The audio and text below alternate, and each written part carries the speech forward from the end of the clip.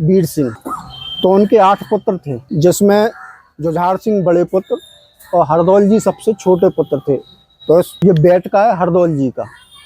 तो हुआ ऐसा, वीर सिंह की मृत्यु के बाद जुझार सिंह को यहाँ का राज सौंपा गया। तो जुझार सिंह आगरा के और ओरछा के राजा के रूप में, मुगलों का राज था, तो उनने यहाँ पे उनको सौंप दिया कि आप आगरा में बैठिए और ओरछा संभालिए।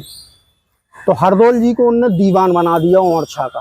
तो जो जुझार सिंह थे वो आगरा बैठते थे, तो हरदौल जी यहाँ, तो हरदौल जी राम जी के भक्त थे, पूजा पाठ करते थे, अपना दीवानी का काम करते थे, यहाँ पे दीवान के रूप में थे। तो एक कथा प्रचलित है कि मुगलों ने जब देखा कि यहाँ पे कोई भी युद्ध में ओरछा को जीत नहीं पाया, तो मुगलों ने एक चाल चली। उन्होंने अपने 3 सेनापति, उसमें से एक लेडीज भी रखी थी, जिनने राजा जुझार सिंह के कान भरे।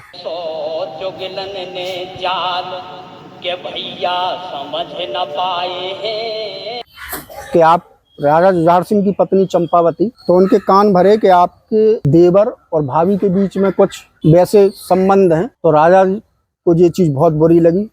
राजा जब आगरा ओरछा आए तो उन्होंने अपनी पत्नी से बोला कि मेरे कान में ऐसी ऐसी कहावत सुनाई दी है, क्या ये सच है?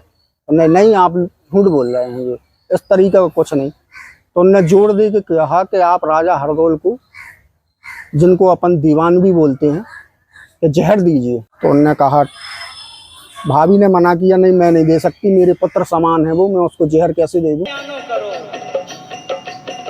अपने अंगे लगा के पालो करके प्रेम दुला।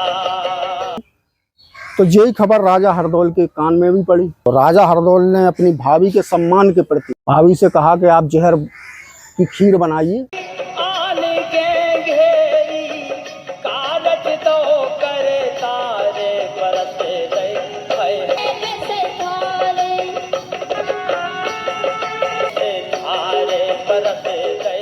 और हम ग्रहण करेंगे, आप पे दाग नहीं लगने देंगे।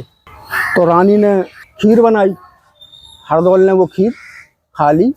अपना उनका देहांत हो गया, यहीं पास पे उनका अंतिम क्रिया की गई।